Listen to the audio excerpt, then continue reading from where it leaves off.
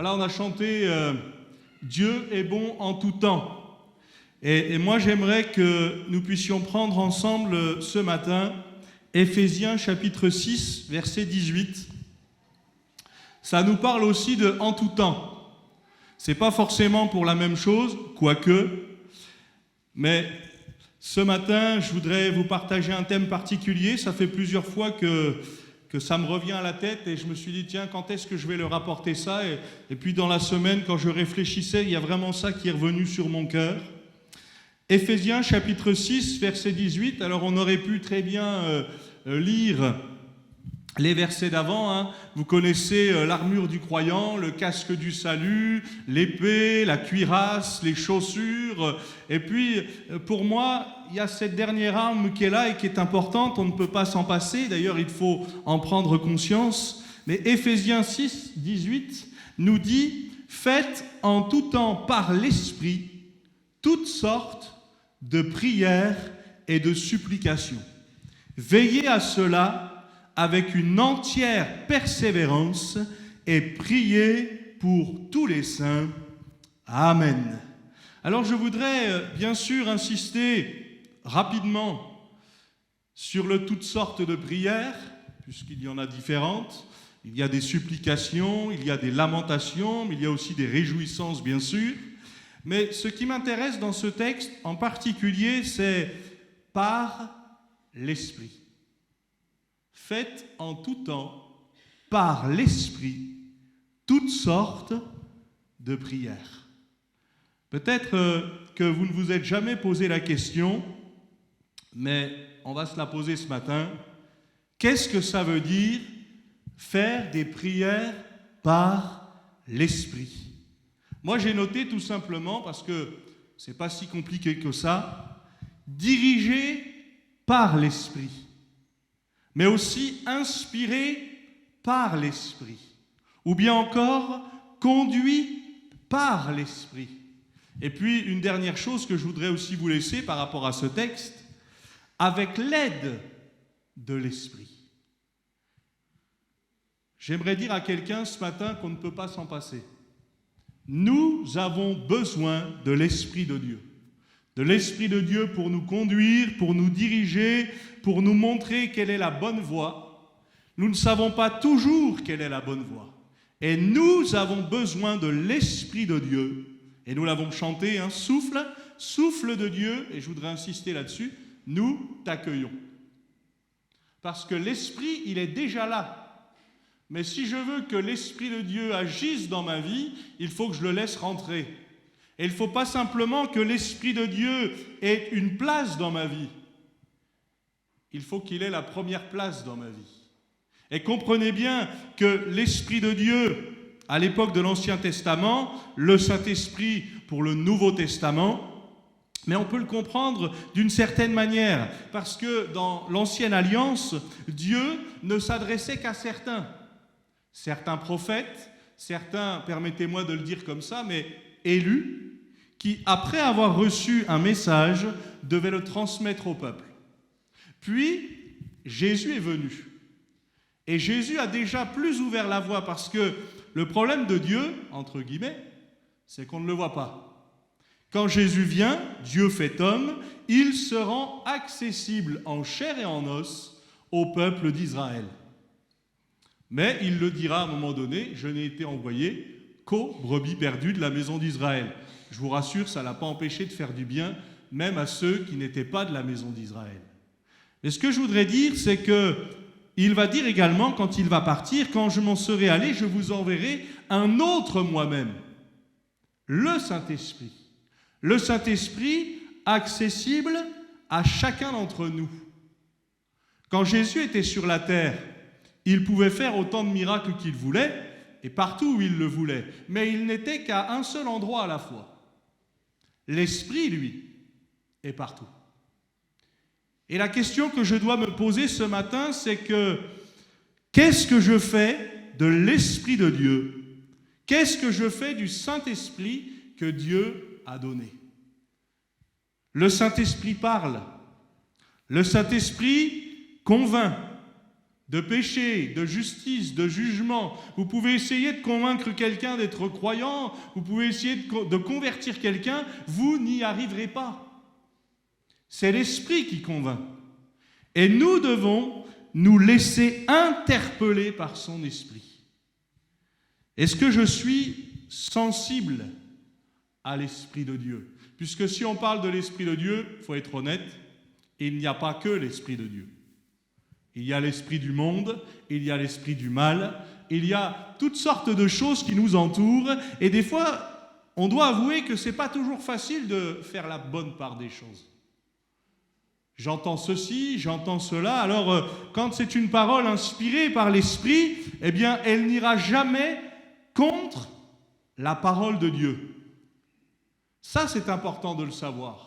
Parce que parfois, je peux avoir quelqu'un qui vient me dire « Tiens, j'ai reçu une parole pour toi, mais si cette parole est contre les Écritures, ce n'est pas une parole venue de Dieu. » Et j'ai besoin, là aussi, d'être attentif. Faites en tout temps par l'Esprit.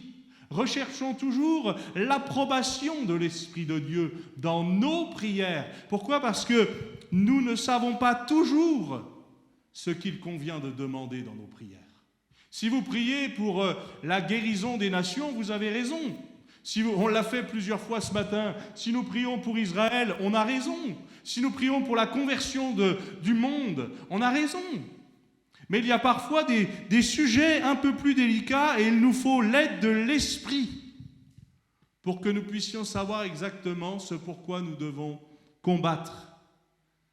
Combat le bon combat.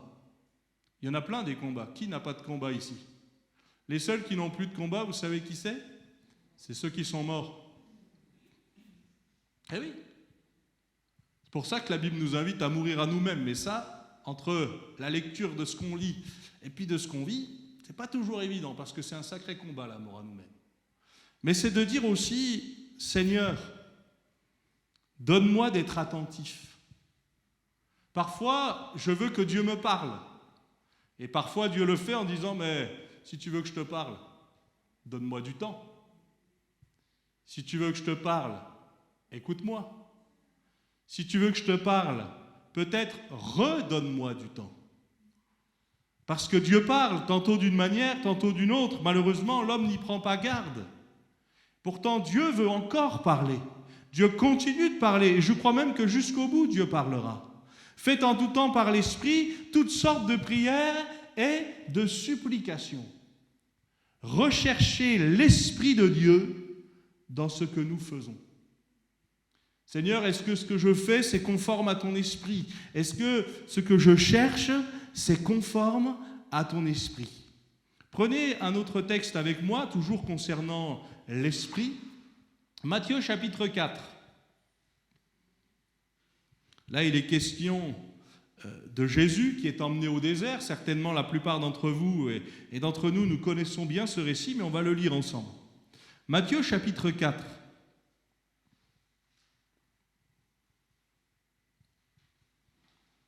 Je peux mettre les premiers versets, hein, vas-y. Au verset 1er, nous dit « Alors Jésus fut emmené par l'Esprit dans le désert. » Une autre version dira « Alors Jésus fut poussé par l'Esprit dans le désert pour être tenté par le diable. Après avoir jeûné 40 jours et 40 nuits, il eut faim. Le tentateur s'étant approché lui dit « Si tu es fils de Dieu, ordonne que ces pierres deviennent des pains. » Jésus lui répondit « Il est écrit, l'homme ne vivra pas de pain seulement, mais de toute parole qui sort de la bouche de Dieu. » Le diable le transporta dans la ville sainte, le plaça sur le haut du temple, et lui dit, si tu es fils de Dieu, jette-toi en bas, car il est écrit, il donnera des ordres à ses anges à ton sujet, et ils te porteront sur les mains, de peur que ton pied ne heurte contre une pierre. Jésus lui dit, il est aussi écrit, tu ne tenteras pas le Seigneur ton Dieu. Le diable le transporta encore sur une montagne très élevée, lui montra tous les royaumes du monde et leur gloire, et lui dit, je te donnerai toutes ces choses, si tu te prosternes et m'adores. Jésus lui dit, retire-toi de moi, Satan, car il est écrit, tu adoreras le Seigneur ton Dieu et tu le serviras lui seul. Alors le diable le laissa. Et voici, des anges vinrent auprès de Jésus et le servaient. J'arrête là pour la lecture. Un même récit nous est raconté et il est dit que le diable va le laisser cherchant une occasion favorable. Vous avez remarqué combien les attaques du diable, elles ne sont pas là quand tout va bien? Non, il attend la faille. Un peu comme ce loup ravisseur qui voit le troupeau et il dit « Mais moi, ce qui m'intéresse, c'est pas d'attaquer tout le troupeau en même temps. C'est de repérer la brebis égarée, la brebis esseulée, la brebis malade, celle qui se met à l'écart, peut-être volontairement, mais aussi celle peut-être qui est plus faible. » Le diable fait comme ça. Parce que la Bible dit que le diable ne vient que pour voler, égorger et détruire. Alors je voudrais dire à quelqu'un, peut-être tu ne le sais pas, mais le diable ne peut pas faire ce qu'il veut avec nos vies. Non, il fera seulement si Dieu lui permet de faire, jusqu'à un certain point. On peut lire cela dans la vie de Job. Dieu va lui dire, tu iras jusqu'à tel point, et pas jusqu'à tel point. Et le diable est limité. En plus, le diable a déjà perdu. Ça, il faut le savoir quand même, le diable a déjà perdu. Ce que nous lisons dans ce texte, concernant l'Esprit, c'est que Jésus va être emmené par l'Esprit dans le désert. On sait ce qui va lui arriver, nous on a lu tout le récit, alors on se dit, mais pourquoi l'Esprit va emmener Jésus dans ce désert? Pour la gloire de Dieu. À quoi servent nos épreuves, frères et sœurs? À quoi servent nos difficultés? À quoi servent finalement nos combats? Si ce n'est soit pour nous rapprocher de Dieu, c'est un choix, soit pour nous éloigner de lui, et c'est aussi un choix. Parce que c'est vrai que toutes les épreuves ne viennent pas du diable, le diable peut nous en mettre, mais des fois ça ne vient pas que de lui. Parce que là, eh bien oui, Jésus va être emmené par l'Esprit pour être tenté. Pourquoi? Parce qu'il y a un combat qui se joue. Vous savez que le diable, ce qu'il veut, tout en sachant qu'il est déjà perdu, c'est en attirer le maximum avec lui.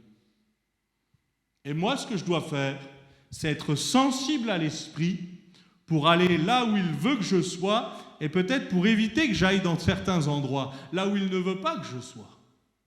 Vous savez, si vous dites au Seigneur, montre-moi la voie que je dois suivre, montre-moi la direction, inspire-moi par ton esprit, il va le faire.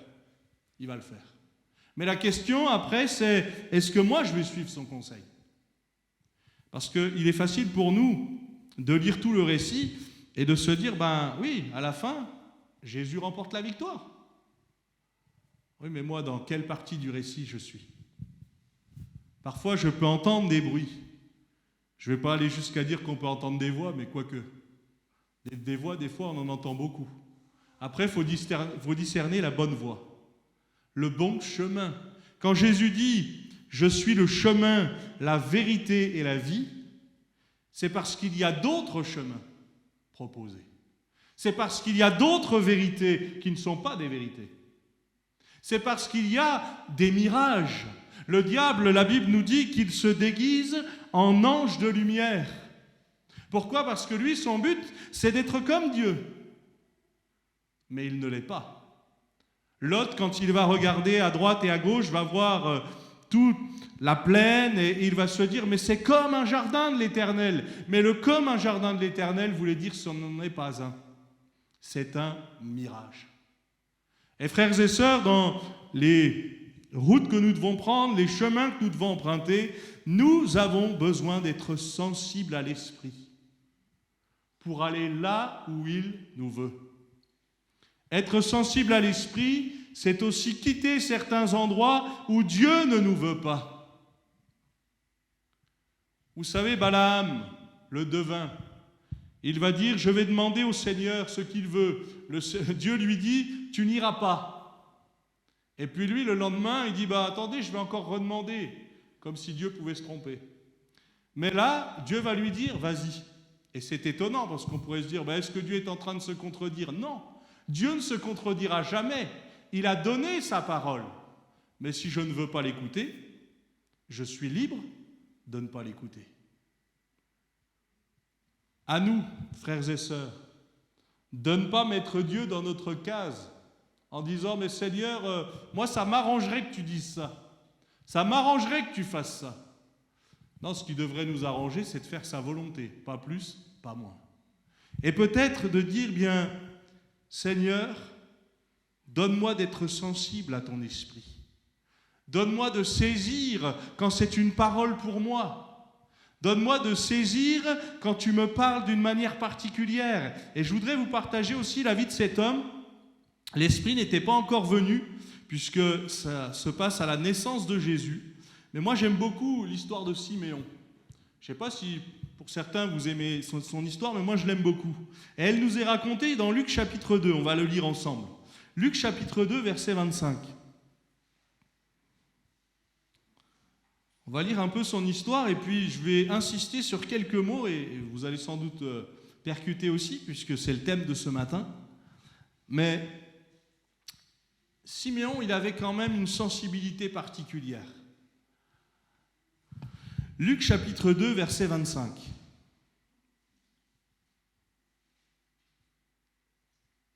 Voici, il y avait à Jérusalem un homme appelé Siméon.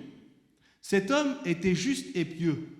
Il attendait la consolation d'Israël et l'Esprit Saint était sur lui. Il avait été divinement averti par le Saint-Esprit qu'il ne mourrait point avant d'avoir vu le Christ du Seigneur. Il vint au temple, poussé par l'Esprit, et comme les parents apportaient le petit enfant Jésus pour accomplir à son égard ce qu'ordonnait la loi, il le reçut dans ses bras, bénit Dieu et dit « Maintenant, Seigneur, tu laisses ton serviteur s'en aller en paix selon ta parole, car mes yeux ont vu ton salut, salut que tu as préparé devant tous les peuples, lumière pour éclairer les nations et gloire d'Israël ton peuple. Amen. » Voyez, Siméon, homme juste et pieux, c'est la Bible qui le dit. Il attendait la consolation d'Israël. Et une première note concernant l'Esprit, l'Esprit Saint était sur lui. L'Esprit Saint était sur lui, divinement averti par le Saint-Esprit, là encore, qu'il ne mourrait point. Donc il y a des promesses qu'il reçoit. Siméon, c'est quelqu'un qui est sensible à l'Esprit avant que l'Esprit soit donné à tous. Et c'est extraordinaire parce que finalement, il ne se contente pas d'être sensible à l'Esprit, il obéit. Il vint au temple poussé par l'Esprit. De quelle manière je viens à l'église, frères et sœurs? Est-ce que je viens à l'église par obligation? Allez, si je parle de moi, bah oui, il ne manquerait plus que ça que tu n'ailles pas à l'église. Tu es pasteur et tu es payé par nous. On est d'accord que ce n'est pas ça, là, normalement, ce qui devrait pousser les hommes et les femmes à aller à l'église. Il vint au temple poussé par l'Esprit. Pourquoi? Parce qu'il sait que ce jour-là, quelque chose de particulier va se passer. Mais il ne faut pas croire qu'il n'attend que d'être poussé par l'Esprit pour aller au temple. C'était quelqu'un qui était continuellement dans le temple. Et je crois que là aussi, ça montre une relation particulière avec Dieu. Comme j'ai besoin d'avoir une relation particulière avec Dieu. Frères et sœurs, posons-nous la question ce matin. À quelle fréquence j'ouvre la parole de Dieu? Et pourquoi je le fais? Est-ce que j'attends d'être dans une grosse difficulté pour ouvrir la parole de Dieu? Est-ce que j'attends d'être dans des galères terribles pour enfin me dire, il faut que je prie? Ou inversement, je ne le fais que quand tout va bien. Et quand les malheurs arrivent, j'abandonne la parole. Dieu nous invite à être fidèles. Et cet homme, eh bien finalement, nous montre qu'il se laissait interpeller. Il savait quand l'Esprit de Dieu était en train de lui parler. Et là, il vient quand même pour quelque chose de particulier. C'est extraordinaire ce qu'il a vécu. Mais ce que je veux dire, c'est que le reste du temps, il a continué à aller dans le temple. Pourquoi? Parce que c'était son habitude. C'était le côté relationnel avec Dieu. Comme je le disais, comment lisons-nous notre Bible? Est-ce que je la lis comme n'importe quel autre livre? Ou est-ce que je lis ma Bible en me disant, mais puisque c'est esprit et vie, eh bien je m'attends à vivre ce qui est écrit dans la parole de Dieu. Est-ce que je suis quelqu'un qui croit toujours au miracle? Est-ce que je crois que Dieu est encore capable d'agir partout? Est-ce que je suis capable de dire, le Seigneur peut te guérir, le Seigneur peut te bénir? Parfois c'est plus facile que quand c'est nous qui traversons des temps difficiles. Mais peut-être, là aussi, comme l'apôtre Paul qui dira, mais je ne me lasse pas de vous rappeler les mêmes choses ou de vous répéter les mêmes choses. Pourquoi? Parce qu'on a souvent besoin d'y revenir. C'est important de s'astreindre à la lecture de la parole. Pourquoi? Parce que quand Jésus va enseigner sur la prière, et sur la prière du Notre Père en particulier, là aussi on va en entendre parler dans pas longtemps avec notre frère Michel, eh bien, il dira, donne-nous aujourd'hui notre pain de ce jour. Donne-nous ce qu'il nous faut pour maintenant. Il y a une tribu que j'aime beaucoup dans le peuple d'Israël, c'est la tribu d'Isaacar. Pourquoi? Parce qu'il est dit que les enfants d'Isaacar, ils avaient l'intelligence des temps. Ils pouvaient dire au peuple, là il faut faire telle chose, et là il ne faut pas faire telle chose. Pourquoi? Parce qu'ils étaient sensibles à Dieu. Et nous avons besoin d'être sensibles. Dieu ne se contredit pas par sa parole. Si l'un a reçu une parole, l'autre ne va pas pouvoir dire, moi aussi j'ai reçu une parole de Dieu, ça contredit celle que tu viens de donner. Il y en a forcément un qui ment. Parce que Dieu tient ferme dans ses paroles. Mais peut-être de dire aussi, Seigneur, est-ce que je me laisse interpeller, divinement averti par le Saint-Esprit, poussé par l'Esprit? Est-ce que je cherche la présence du Saint-Esprit dans ma vie lorsque je vis, tout simplement? Je ne vais pas vous dire lorsque je sers le Seigneur. Non, lorsque je vis, parce que j'en ai toujours besoin. Vous savez, on peut, pour quelqu'un qui est converti depuis quelque temps, peut-être témoigner et dire, voilà ce que le Seigneur a fait, voilà ce que dit sa parole, mais ce que nous voulons surtout, c'est une parole qui vienne de lui, une parole qui convainc, une parole qui touche, une parole qui transforme. Mon but n'est pas de vous convaincre, mon but est de vous montrer une direction, celle de Dieu. Après, c'est Dieu qui fait le reste, c'est Dieu qui convainc. Souvenons-nous de la manière dont nous avons entendu parler de l'Évangile, peut-être pour la première fois. On pourrait se rendre compte avec beaucoup de témoignages qu'il n'y a pas une expérience qui est pareille. Pourquoi? Parce que nous sommes tous différents, mais pourtant nous avons été touchés par le même Dieu. Pourquoi? Parce qu'il nous connaît. Il sait, la Bible dit, si bien ce qu'il nous faut. Poussé par l'Esprit, conduit par l'Esprit, sensible à l'Esprit. Actes chapitre 11, versets 27 et 28, je vous les lis. En ce temps-là, des prophètes descendirent de Jérusalem à Antioche. L'un d'eux, nommé Agabus, se leva et annonça par l'Esprit qu'il y aurait une grande famine sur toute la terre.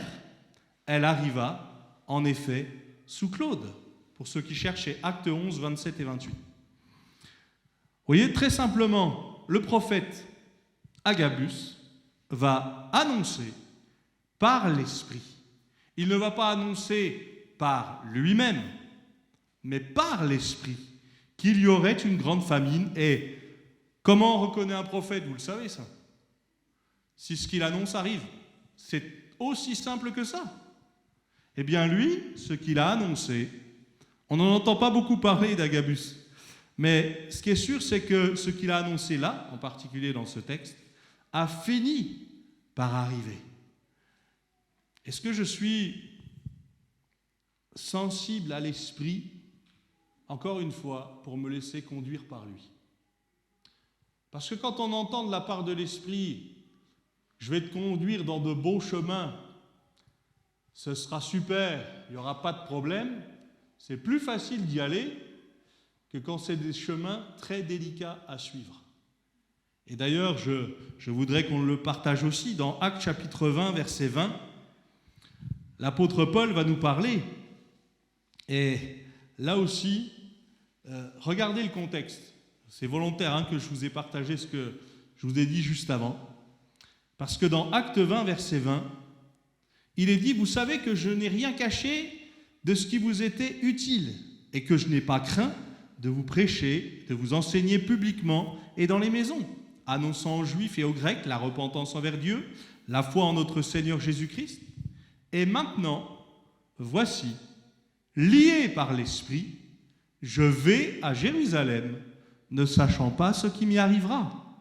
Seulement, de ville en ville, l'Esprit Saint m'avertit que des liens, des tribulations m'attendent, mais je ne fais pour moi-même, aucun cas de ma vie, comme si elle m'était précieuse, pourvu que j'accomplisse ma course avec joie et le ministère que j'ai reçu du Seigneur d'annoncer la bonne nouvelle de la grâce de Dieu. Voyez, que dit l'apôtre Paul ? Voici maintenant, lié par l'Esprit. Pourquoi ? Parce qu'il sait ce qu'il doit faire, il sait où il doit aller, parce qu'il est sensible. Et pourtant, je le dis aussi, parce que c'est important de savoir que ça se trouve dans la parole de Dieu, ce n'est pas une voie facile. C'est comme s'il était en train de dire, je sais qu'il m'attend des choses terribles. Ça se trouve, je vais sûrement terminer là-bas, mais je vais y aller parce que Dieu me demande d'y aller. Et frères et sœurs, c'est ça que nous devons chercher. Pas ce qui nous arrange, mais ce qui plaît à Dieu. Parfois, j'ai besoin de comprendre et de me laisser, si vous me permettez de le dire comme ça, mais bousculer par l'Esprit de Dieu, pour ne pas devenir quelqu'un de religieux. Vous savez, parfois, on lit ce qui nous arrange dans la parole de Dieu. Quand ça ne nous arrange pas, on tourne des pages, on raye, on coupe. Moi, je vous raconte souvent cette histoire de cette mamie qui avait une Bible déchirée de partout. Pourquoi ? Parce que dès qu'elle n'acceptait pas quelque chose, elle prenait un ciseau et elle coupait. C'était coupé de partout. Mais on ne peut pas fonctionner comme ça dans la Bible. On ne peut pas fonctionner comme ça. On aimerait bien, frères et sœurs, ce serait bien si on disait au Seigneur, tiens, voilà ce qui m'attend. Seigneur, tu permets que je prenne une autre voie ? Des fois, le Seigneur dit oui. Puis des fois, le Seigneur dit non, tu vas devoir y aller parce que j'ai quelque chose à t'apprendre. Qu'est-ce que nous apprenons dans les chemins que l'Esprit parfois nous pousse à prendre ? La même chose que les Hébreux dans le désert. La dépendance à Dieu et à sa voix. Parce que toutes les fois où ils ont essayé d'aller par leurs propres moyens là où ils voulaient, ça s'est mal terminé. Mais pour nous, c'est la même chose, frères et sœurs. Pour nous, c'est la même chose. À chaque fois que je veux faire comme je le veux, et que je m'obstine parfois, alors que je sais la voie de Dieu. Là, je ne vous parle pas du fait de ne pas connaître la voie de Dieu. Parfois, je dis au Seigneur, montre-moi, il me montre, je sais la voie, et je vais ailleurs. Je vous cite souvent Jonas. Va à Ninive, et prêche, et annonce. Ok, pas de problème, je vais à Tarsis. Ça tombe bien, j'ai l'argent qu'il faut. Il avait pile l'argent qu'il fallait. Pourquoi ? Parce qu'il savait ce qui allait se passer. Vous vous rendez compte ? L'histoire de Jonas, elle est incroyable. Il va annoncer un jugement, et puis Jonas, il ne veut pas y aller parce qu'il sait que s'ils se repentent, Dieu va leur faire grâce. C'est quand même incroyable, ça. Moi, je dis merci au Seigneur pour ceux qui se sont parfois obstinés pour nous rendre témoignage. Peut-être qu'on a été ces têtes dures des fois. Peut-être qu'on a été de ces gens qui ont raillé, qui ont dénigré et tout un tas de choses. Mais heureusement, plusieurs ont persisté en disant « mais peu importe ce qu'ils pensent de nous, on doit annoncer le message ». Et frères et sœurs, c'est exactement pareil pour nous aujourd'hui. Je préfère qu'on se moque de nous et qu'ils entendent parler du salut plutôt qu'ils n'en entendent pas parler. Pourquoi ? Parce que c'est notre avenir éternel qui se joue. Combien nous avons besoin d'être sensibles à l'esprit pour savoir choisir la bonne direction, pour savoir choisir ce qui est bon et ce qui ne l'est pas. Pas à notre propre regard, pas au regard de ce monde, puisque nous savons que le monde appelle le bien mal et le mal bien. Ça, c'est c'est indéniable aujourd'hui, mais c'est de dire tout simplement, Seigneur, je veux être là où tu veux que je sois. Et pour ça, il faut être sensible, parce que parfois le Seigneur nous dit, quitte ces endroits, quitte tel ou tel endroit, parce que c'est pas bon pour toi. Et puis parfois, il va dire, mais va dans tel ou tel endroit, parce que là, il y a quelque chose pour toi. Et c'est important. Pour moi, vous savez, je considère l'Église, je l'ai toujours considérée comme ça, comme un carrefour. Et quand nous venons à l'Église, eh bien Dieu nous amène à prendre position et à choisir des directions. Peut-être pour certains, bien sûr, il y a le côté salut, soit je choisis de suivre Christ, soit je choisis de ne pas le suivre, mais aussi dans notre vie personnelle. Parfois, Dieu m'appelle à prendre position et à choisir des directions dans son Église. Je me rappelle de cette dame à Romilly qui un jour est venue, et puis elle me raconte un peu son histoire, et elle prend confiance avec nous, avec l'Église, et puis au fur et à mesure, elle me raconte encore plus son histoire, et je me rends compte que son histoire, c'est un sac de nœuds terrible. C'est une dame qui a eu un enfant, mais le père, l'homme avec qui elle est, il croit que c'est son enfant, mais en fait, c'est pas le sien. Et puis, vous avez une histoire terrible. Plus elle en raconte, plus je me dis, mais comment elle va faire? Et puis elle me dit, mais tu sais, Pierre, ce qui va être difficile pour moi, c'est d'aller voir ma famille. Parce que toute la famille est au courant de son histoire, mais tout le monde valide le mensonge. Et elle dit, ce qui peut être difficile pour moi, c'est d'aller voir ma famille et de dire, non, maintenant, je veux que les choses soient remises en l'état. Je veux que l'enfant soit reconnu par son vrai père. Je veux que ma vie soit en règle. Et je lui dis, mais tu sais, c'est difficile, mais tu ne pourras pas faire autrement si tu veux être en paix. Et très honnêtement, je vous le raconte, et merci Seigneur, ça se termine bien, je l'annonce tout de suite, mais elle a fait ça. Elle est allée voir ses parents, elle est allée voir sa famille. C'est une Africaine, et vous savez, chez eux, c'est pas juste les parents et les frères et sœurs, c'est toute la famille qui doit être là. Ils font des conseils de famille, et devant toute la famille, elle a du tout raconté. Alors imaginez, elle dit, ah, mais je veux pas vous mettre mal à l'aise, mais d'un autre côté, moi je veux être en paix avec Dieu. Et parce qu'elle a fait ça, des membres de sa famille, qui eux aussi étaient dans l'affaire, se sont levés et ont aussi dit, mais nous aussi, on veut être en règle avec Dieu. On veut que ces choses-là, ça s'arrête. Et moi, j'ai remercié le Seigneur parce que je ne m'attendais pas du tout à ce que ça ait autant d'impact. J'étais content déjà pour elle, mais quand j'ai vu l'impact dans la famille bénéfique, et croyez-moi, ça n'a pas toujours été simple, là je vous résume simplement, mais pourquoi? Parce qu'elle a accepté d'être sensible à ce que Dieu lui disait de faire. Dieu a été avec elle dans ses démarches, comme il veut l'être aussi avec nous. Seigneur, rends-nous sensibles à ton esprit. Rends-nous sensibles à ce que tu veux. Non seulement peut-être pour quelque chose de particulier, en termes de famille, en termes personnels, mais rends-nous sensibles à ton esprit pour ton Église. Vous savez, moi c'est terrible quand je lis l'Apocalypse et quand je vois Jésus qui dit « Je suis à la porte et je frappe ». Et si quelqu'un entend, c'est bien, il ouvre, mais quand il se trouve à la porte, il se trouve à la porte de l'Église. Ça veut dire, c'est quand même terrible. Alors qu'il devrait avoir la première place. Que Dieu nous aide à ne pas le mettre à la porte de nos cœurs. Vous savez, même les parents de Jésus, quand ils vont retourner chez eux, ils vont oublier Jésus. Et ça peut m'arriver, ça, dans ma foi. Ils vont oublier Jésus, alors ils vont faire peut-être tout ce qu'ils avaient l'habitude de faire, et puis ils ont l'impression que Jésus, il est là, mais en fait, il n'est plus là. Puis au bout d'un moment, ils se rendent compte qu'il n'est plus là, alors il faut retourner le chercher. Et avec nos vies, il faut faire attention à ce que Jésus soit toujours là. C'est pas toujours facile, parce qu'avec le tumulte de nos vies, avec ce que nous traversons, c'est pas toujours simple. Mais là aussi, peut-être de revenir à ce que je vous partageais, de dire simplement, Seigneur, rends-nous sensibles à ton esprit. Rends-nous sensibles à ce que nous devons faire ou pas. Donne-nous d'aller là où tu nous appelles, mais donne-nous aussi de ne pas aller là où tu ne nous appelles pas. Parce que si nous voulons être bénis de la part de Dieu, il va falloir faire ce qu'il nous demande. Pour ça, il faut qu'on le connaisse, il faut qu'on ait une relation particulière avec lui. Et puis, c'est aussi pour ça que je reviens sur mon premier texte, faites en tout temps par l'Esprit, toutes sortes de prières. Ce n'est pas le nombre de mes prières qui compte, c'est à qui je les adresse.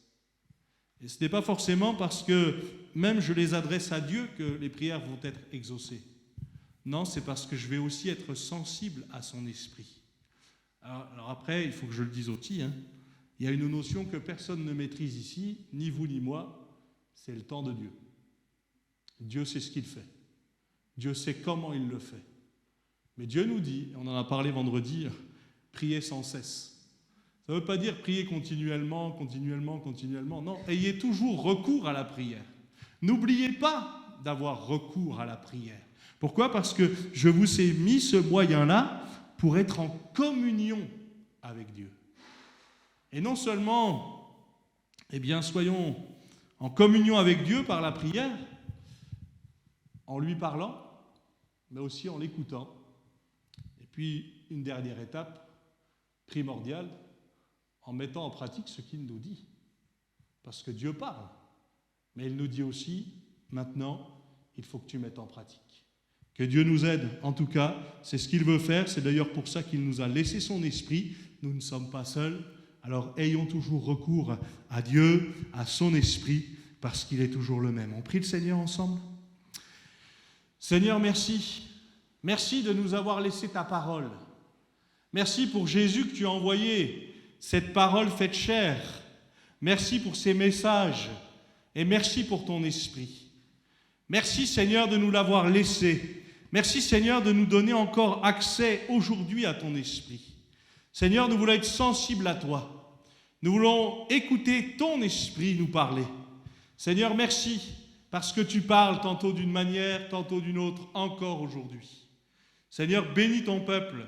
Nous voulons nous réjouir pour ce que nous avons entendu de la part de nos sœurs, que tu as gardé, Seigneur, pendant ces opérations, pendant ces séjours à l'hôpital. Continue de le faire, Seigneur. Nous voulons pas oublier ceux et celles qui passent par des temps de souffrance et de maladie. Merci, Seigneur, là aussi, de te manifester, de te glorifier. Je te prie aussi pour chacun d'entre nous, afin que nous puissions, nous aussi, témoigner de ce que l'Esprit aura agi dans notre vie. Seigneur, donne-nous de laisser toujours un accès à ton esprit dans notre vie. Donne-nous d'avoir toujours ces oreilles attentives et donne-nous de ne jamais t'oublier. Merci Seigneur pour ce que tu as fait hier, merci pour ce que tu fais aujourd'hui et merci encore pour ce que tu feras demain. Amen. Amen. Merci pour votre attention.